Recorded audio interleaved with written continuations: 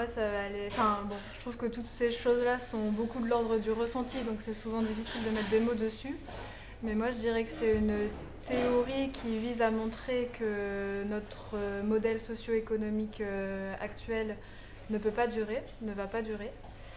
Et dans le terme collapso, j'aime bien rajouter aussi la notion dont on discute depuis le début de l'interview, là, qui est la notion de éducation, transmission, sensibilisation par rapport à tous ces sujets.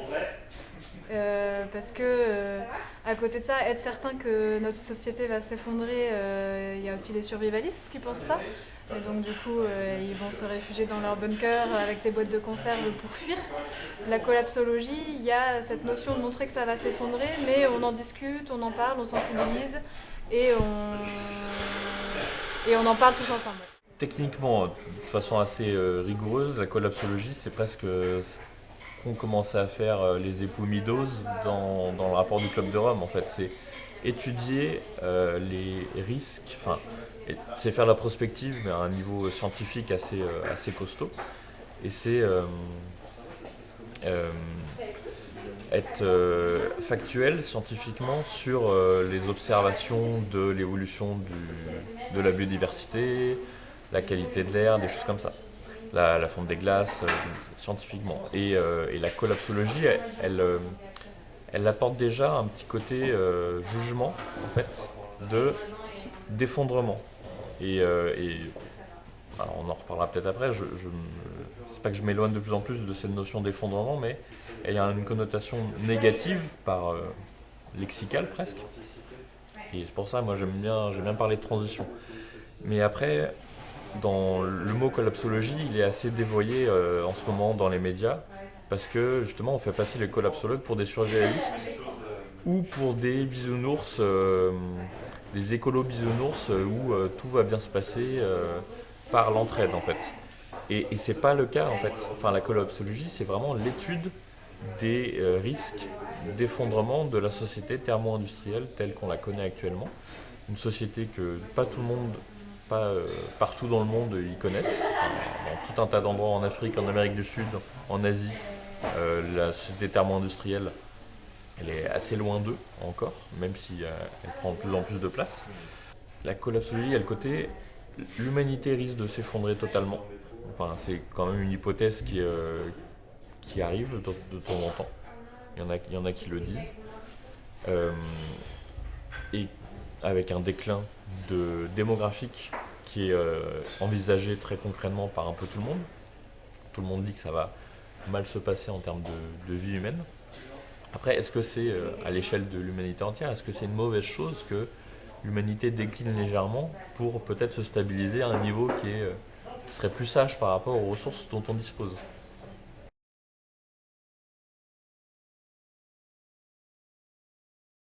Bah alors moi ça a été en septembre 2018, je m'en souviens assez bien, c'était il y a 1 an et demi. Donc pas si longtemps, c'est ma colocataire au détour d'une conversation, voilà. Elle me dit ah t'as jamais entendu parler de la théorie de l'effondrement Donc ben non, c'est quoi Ben, c'est le fait de penser que l'humanité va droit dans le mur aujourd'hui et qu'il y a une bonne partie qui va se prendre le mur. Peut-être que certains vont réussir à le contourner, mais que voilà, c'est pas soutenable notre société actuelle. Donc bon, quand même une sacrée claque pour moi parce que je pense que c'est avant ça voilà j'étais écolo au sens du on fait attention à ses déchets, à ce qu'on mange, à nos modes de déplacement et puis à ce qu'on achète et voilà mais bon le minimum sans vraiment réaliser que derrière il y a quand même un effondrement.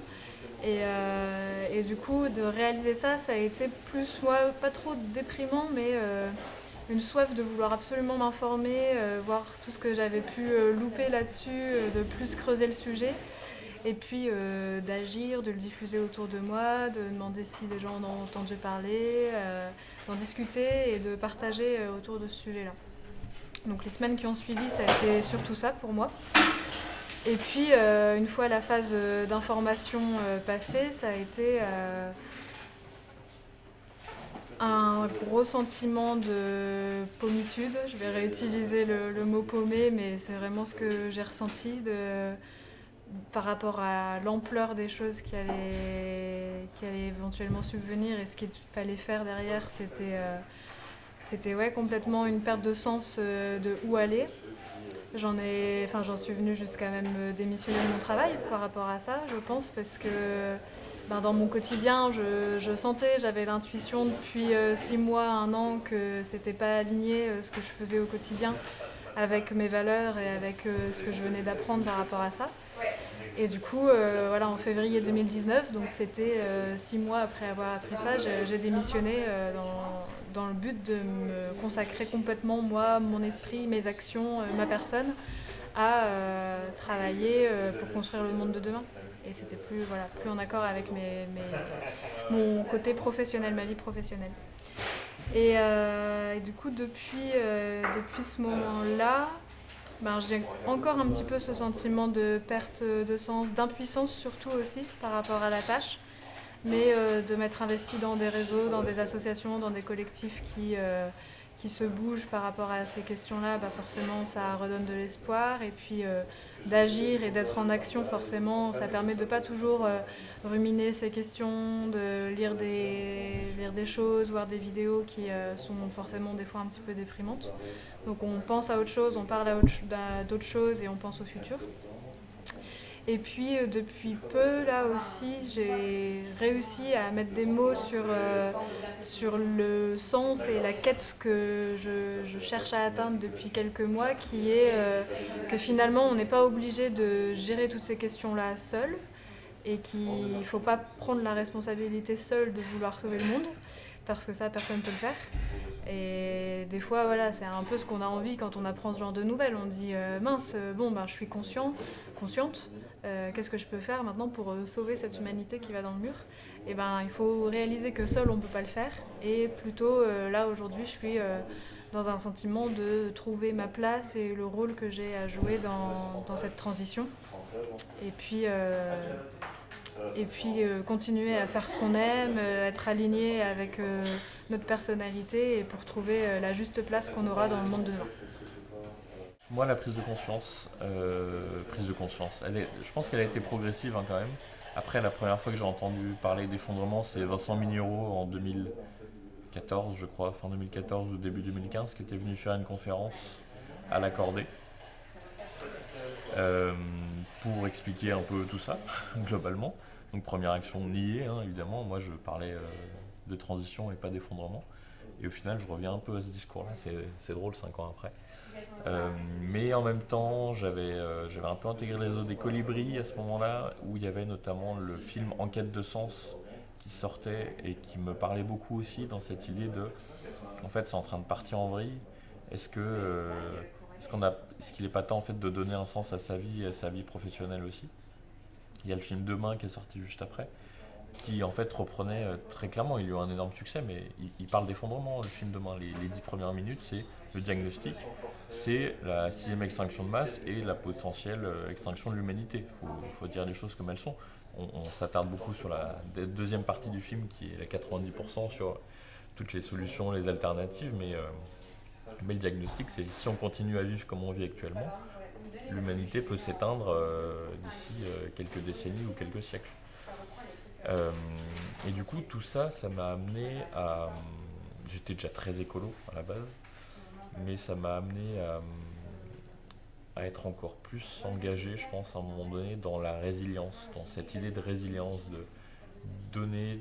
Enfin, qu'on s'adapte en fait, qu'on soit capable de s'adapter et surtout d'empêcher le pire, donc de conserver des éléments fondamentaux comme la démocratie, comme la culture, comme la bienveillance les uns envers les autres, comme faire société en fait. Et du coup, je me suis mis en action pour... en action, j'étais déjà pas mal, mais pour vraiment développer cette idée de résilience. Et ça passait, dans le cadre de mon boulot, moi j'ai accompagné des collectivités, des entreprises ou des porteurs de projets à créer des espaces de coworking et des tiers-lieux sur les territoires, et notamment en milieu rural. Et c'était un très bon moyen de créer des îlots de résilience en fait. Ce sont des îlots de résilience, ces communautés. Au-delà du lieu en tant que tel, les communautés, les gens qui constituent ces communautés sont complémentaires, s'entraident, c'est créer de l'entraide en fait. Euh, et du coup, je me suis vraiment motivé à fond sur ce sujet-là de développer la résilience, ce qui est rentré en inadéquation avec un peu la stratégie et la raison d'être de l'entreprise dans laquelle j'étais. Et du coup, ça s'est soldé par des conflits, une dépression, des gros problèmes avec mes néo-dirigeants, et ça a abouti au printemps 2019 à un licenciement. Mais là, du coup, je me suis mis en... Alors, ça a abouti à une petite dépression quand même, mais je me suis mis en mode action à fond dans la politique, mais la politique au sens noble du terme, c'est-à-dire les transitions territoriales. Donc engagement politique et aussi engagement individuel et collectif, où j'ai envie d'aider des gens à changer trouver du sens en fait, trouver leur ikigai. J'accompagne des gens pour trouver l'ikigai, qui est un outil pour trouver sa raison d'être individuelle. Et puis j'aime bien faciliter des réunions, aider des collectifs à prendre des décisions ensemble et à se cultiver sur comment fonctionne la société. Et c'est là où ça fait le lien avec Lyonnaise en transition sur l'éducation populaire à la citoyenneté et à l'écologie. C'est qu'en fait, tout partira de l'éducation. Il faut vraiment qu'on soit plus cultivé, éduqué, pour que les transitions se passent de des façons les moins brutales possibles. Je peux demander.